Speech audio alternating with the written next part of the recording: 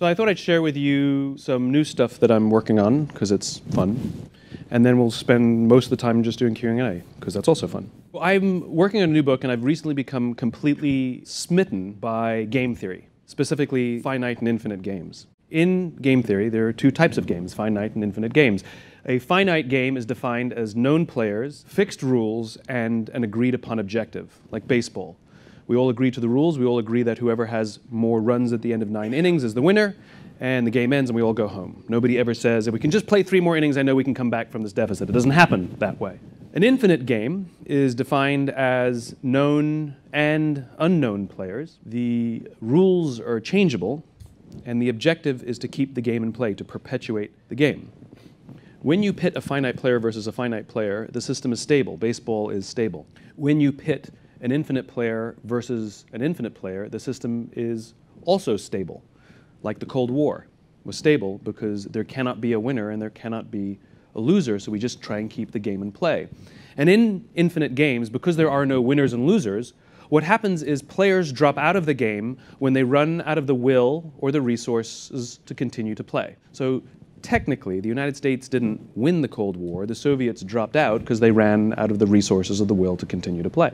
Problems arise, however, when you pit a finite player versus an infinite player, because one is playing to win and the other one is playing to keep playing. So invariably, what happens is the finite player will always find themselves in quagmire. This was the United States in Vietnam. The United States was fighting to win, and the North Vietnamese were fighting to survive. Very different set of standards. This was the Soviet Union in Afghanistan. The Soviets were fighting to beat the Mujahideen, and the Mujahideen would fight for as long as is necessary. And invariably what happens is the finite player will find themselves in quagmire until they drop out of the game and leave the game because they run out of the will or the resources to stay in the game. So this gets me thinking. Let's look at business. The game of business is an infinite game. It obeys all the rules. There are known and unknown players. You don't know all the competitors necessarily in one industry to another. The rules are changeable. We haven't all agreed what the rules are. And there is no winning the game of business. The game just perpetuates. In fact, the game of business has existed longer than every single company on the planet today, and it will outlast every single company on the planet today. If you look at the Dow Index of 30-something odd companies that make up the Dow Index, something like 70 or 80% of those companies are 35 years or younger. It gets me thinking, if you listen to the language that companies use, they don't know what game they're in. They talk about being number one. Talk about beating their competition based on what agreed upon criteria, based on what agreed upon time frame. Is it market share? Is it profits? Is it revenues? Square footage? Number of employees? Over what? 1 month? 5 months? 6 months? A year? 5 years? 10 years? The life of the company? I haven't agreed to those rules. And so companies can arbitrarily declare themselves number one in anything they want if they set the standards and the time frames. And the only reason we do these things on an annualized basis, we tend to compare ourselves to other organizations annually, is only because we pay taxes annually. If we paid taxes every 18 months, that would be sort of the standard. But again, we still haven't agreed what the metrics are to be number one. That means the companies that are playing the infinite game are playing against most of the others who are playing the finite game, means those finite companies find themselves in quagmire. Almost every single bankruptcy, not almost every single bankruptcy is a company that's run out of the will or the resources to play. They drop out of the game will persist, another company will fill their space. It's not like the business stops or the industry ends. And the companies that are playing the infinite game will frustrate those finite players, which I absolutely adore. I spoke at an education summit for Microsoft. I also spoke at an education summit for Apple.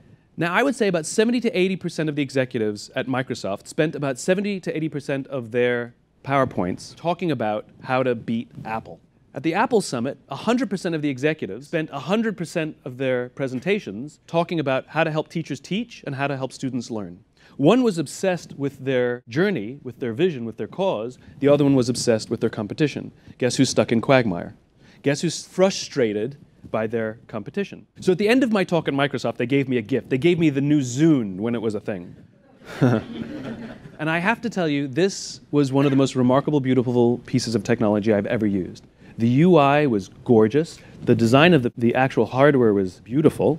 It was logical in the way I could use it. It was intuitive. It was absolutely fantastic. Now, it didn't work with iTunes, which means I couldn't use it. That's a different problem altogether. But this was a magical piece of technology. At the end of my talk at Apple, I'm sharing a cab with one of the senior Apple executives, sort of an employee number 12 kind of guy, and I decide to stir the pot. So I turn to him and I say, you know, I spoke at Microsoft and they gave me the new Zune, and it is so much better than your iPod Touch. And he turns to me and he says, I have no doubt. Conversation over. Because the infinite player understands sometimes your product is better and sometimes it's not. Sometimes you're ahead and sometimes you're behind. The goal is not to beat your competitor. The goal is to outlast your competitor. What you find is that the infinite players don't actually compete against their competition. They compete against themselves. The finite players are the ones who wake up every day trying to beat somebody else. The infinite players are the ones who say, how can we be a better version of ourselves? How can we advance our metrics? How can we make our products more refined, more beautiful than they were last week? It's totally fine to study our competition tactically. There's nothing wrong with knowing what our competitors are doing. But the number of companies that study their competition strategically blows my mind. They look at what their competition is doing, and they make sudden, sharp left and right turns to change the course of their company based on the movement of their competition. That's the point. That's what wastes resources. The constant changing of your mind, the constant going in this direction or that direction based on the wind of your competition, assuming that they know what they're doing. I find that fascinating. And the number of companies that play finite is the vast, vast, vast majority. So it begs the question, how does one play the infinite game? How does one build an organization constructed for the infinite game? So up here, you have the infinite game. This is where the why exists. I talk about the why, the purpose, cause, or belief about the organization. This is where our values lie. These are never changing. They are permanent. They will outlast all of us, and they should outlast, they've been here from the birth of the company, and they should last the length of the company. The infinite stuff, the why stuff and the value stuff, is inherently intangible, and it's inherently difficult to measure. Down here, you have the finite game. And this is where our interests lie. This is where what I would call your whats lie. This is where our products lie and things like that. It is inherently tangible and inherently very easy to measure. The goal is to run all decisions through our values, through our purpose or cause first, and then through our interests. So what is a values-based decision? What does that even look like? So here's a values-based decision. When our military goes into battle and we shoot a bad guy, we will take their injured body, we will send our medics onto the battlefield to rescue the injured body of our enemy. We will put them on our helicopters, fly them to our hospitals, put them in our hospital beds. Our doctors will use our medicine to nurse them back to health. That is not in our interest. However, that's kind of who we are. It's what defines us. In other words, we're wasting our resources because our values are more important than saving those resources, doing something purely in our interests. It's like torture. The reason torture was done offshore and the reason we tried to keep it a secret is because everybody kind of knew it violated our values. Because if we were totally fine with it, everybody would just do it here. It's totally fine. Why somewhere in Wyoming? And that's the point. So great organizations are making values-based decisions all the time. And then our interests come into play. But the problem is when you're playing a finite, these things get ignored. And every time we make a decision, we decide what we do in a vacuum. Your competitor comes out with a new product. How do we react? Quickly, come out with something similar. What's going on with the marketplace? You make some other reaction. What's going on in this particular country? And every single decision we make in a vacuum seems perfectly good. We're making rational decisions based on our interests. The problem is when we pull back and look at all of the decisions, all the people we've hired, this is what happens when you only hire people based on their resumes, for example. Smart guy, get that person on board. When you pull back, your culture's a mess, and nobody knows what you stand for. The whole idea of making values-based decisions is we can look at almost all of the decisions. Every now and then one can go sideways, but we look at all of the decisions, the people you hire, the things you do, the things you believe in, the things you stand for, everything tangible, and we can say of you or your organization, I know what you stand for. I believe what you believe.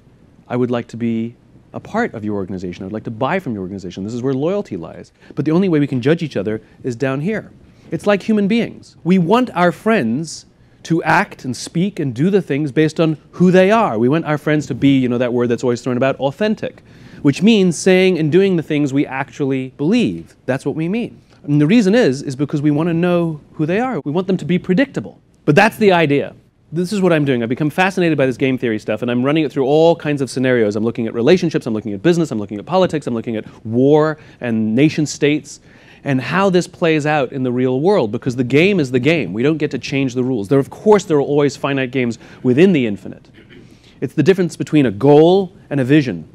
Right? A goal is 26.2 miles. Count the metrics, count the mile markers, and when you reach the goal, the game ends, it's over. A vision is having a crystal clear sense of what the finish line looks like far off in the distance, but having no idea how far away it is. So far away that for all practical purposes we'll never get there. Take the United States. The Declaration of Independence. Here's a nation who declared why we needed our own country. And it didn't start off by complaining or griping about the king in Great Britain. It started off with an ideal. We believe that all men are created equal, that all of us are endowed with certain unalienable rights, amongst which include life, liberty, and the pursuit of happiness. We'll never actually get there, but the goal is that we will die trying.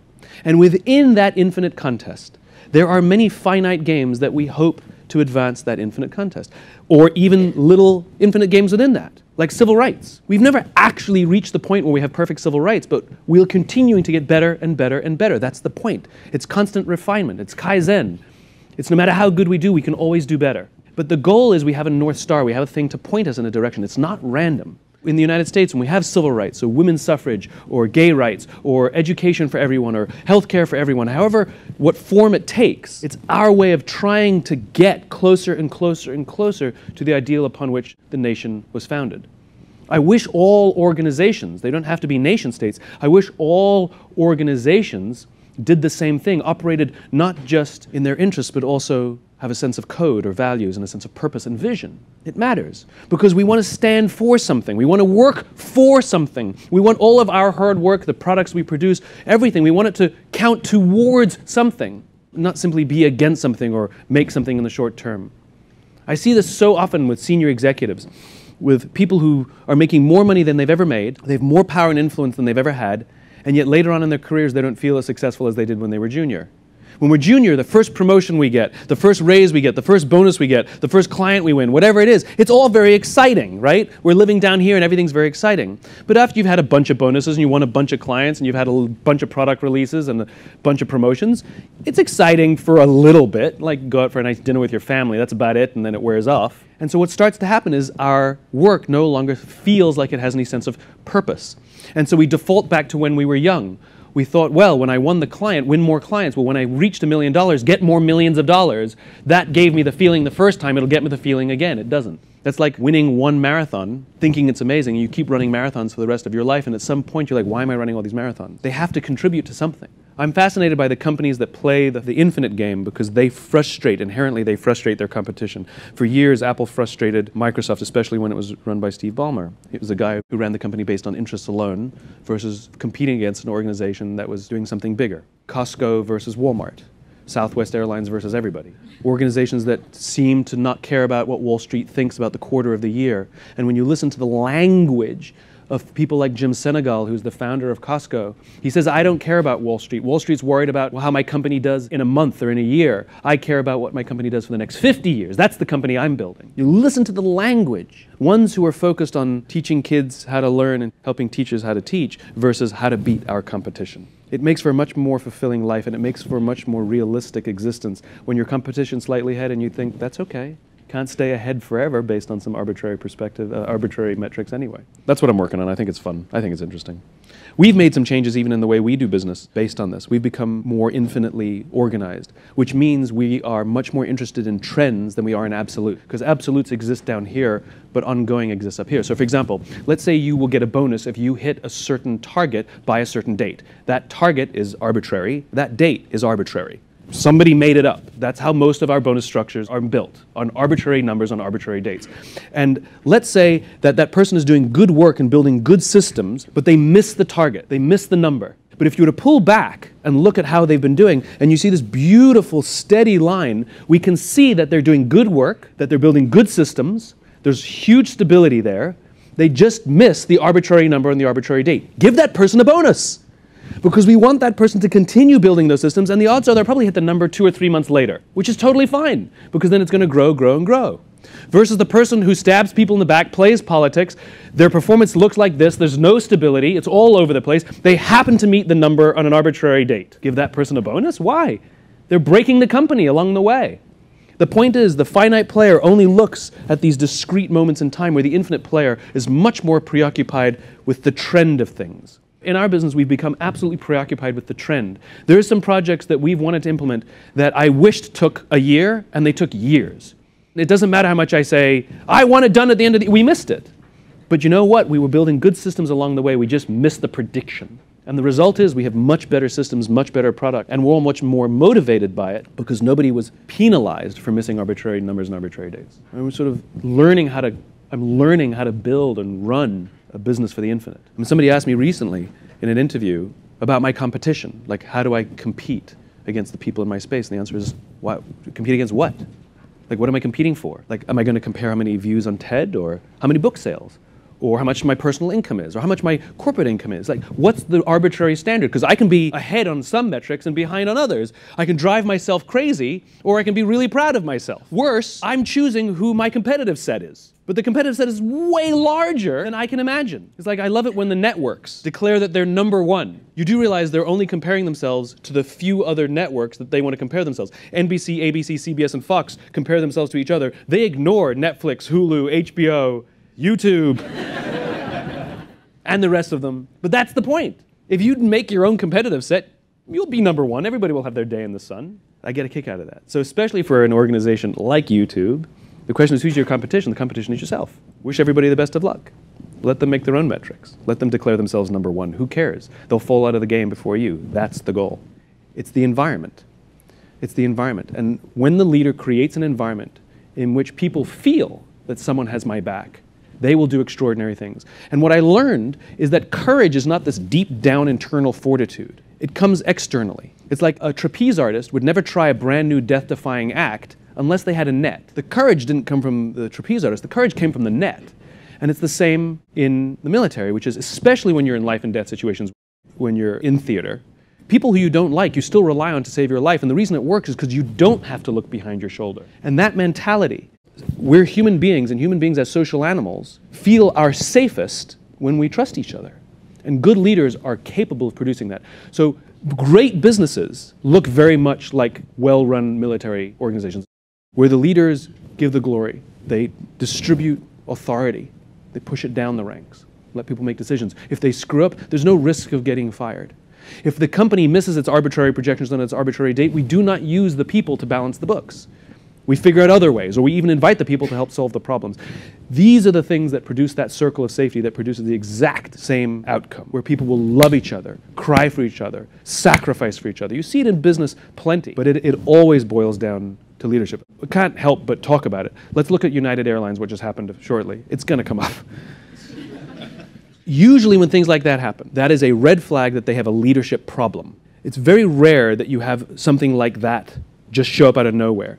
What that probably is an environment in which people are operating in a fear-based culture, where if you don't follow the rules exactly as we've told you, you're going to get in trouble. And the rule book says, offer them an incentive. And then it says, if that didn't work, it says, randomly pick people. And then it says, if that doesn't work, call security. And I'm just following the rules. I'm just following, there's no discretion, where everybody knows that's stupid.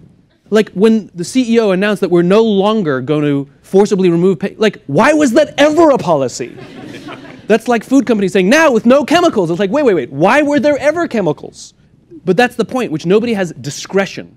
I was boarding a flight and a scene played out in front of me where one of the passengers attempted to board the plane before their group number was called. And the gate agent literally berated him. Sir, step aside. I haven't called your group. Please step aside and wait till I call your group. So I spoke up and said, why do you have to talk to us that way? Why can't you talk to us like we're human beings? And she looked me in the eye and said, if I don't follow the rules, I could get in trouble or lose my job. All she revealed to me is that she doesn't feel safe in her own company, and her leaders do not trust her to do the job for which she's been trained to do. And guess who suffers? Us and the company. The reason we love flying Southwest Airlines is because the company trusts them to do the job they've been trained to do, and they use discretion. We don't trust people to follow the rules. We trust people to know when to break them. And the problem is, in a fear-based society, people fear for their own jobs more than common sense. That was a perfect scenario of what happens when somebody in the company is too afraid to break the rule, break the policy, use discretion, find another way.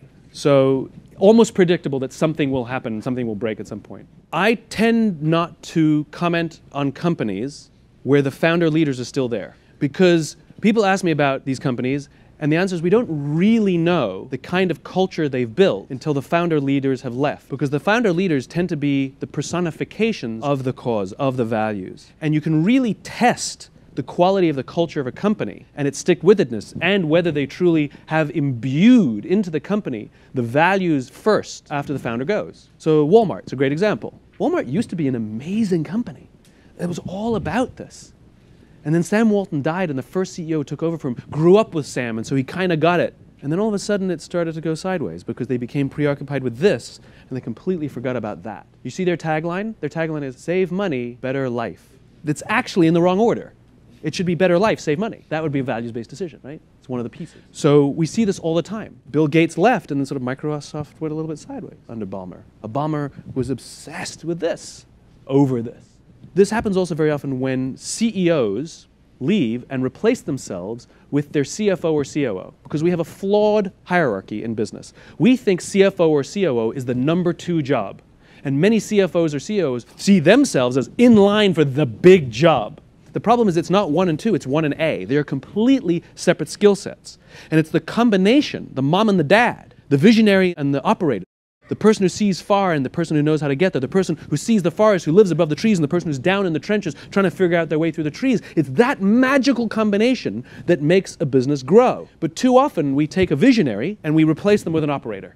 It happens all the time. Mike Dell left Dell. Mike Dell had to come back. Howard Schultz left Starbucks, replaced himself by a CEO. Howard Schultz had to come back. Bill Gates left. And there was sort of talk of Bill coming back after Ballmer. They have Satya now, who's a little more in Bill's, a little more like Bill. So Tim Cook was the COO. So the problem is we judge CEOs based on what they've done in the past. We judge CEOs, a good visionary, based on what how far they can see in the future. And if you look at the titles that we give people, CMO, CIO, CTO, COO, CFO, in their title, it says what their responsibility is. Finance, operations, marketing. What the hell is an executive? Chief Executive Officer. It's the only job that literally doesn't have job specs, and it doesn't give away. It should be CVO, Chief Visionary Officer. Because like I said, we judge somebody like that by how far in the future they can see, and we want them to work with somebody who knows how to get them there. These things work together, not separately. I have concerns about Apple because it is run by an operator, good guy, smart guy, believes in the vision, but the problem is he sees problems more than he sees future. These people are huge risk takers. These people are calculated risk takers. I think we're starting to see cracks. Does it mean the end of Apple? No. But we're starting to see some of the cracks. Like, they don't seem to be leading markets anymore. They don't seem to be defining product categories anymore. In fact, a few times they've been the followers. You make this little joke, like your phone doesn't work, and you're like, oh, ever since Steve died. There's like politics playing out in the company, and it's weirdness. Is it the end of Apple? I don't think so, of course not. But definitely it makes me interested. We're obsessed in our business with the movement.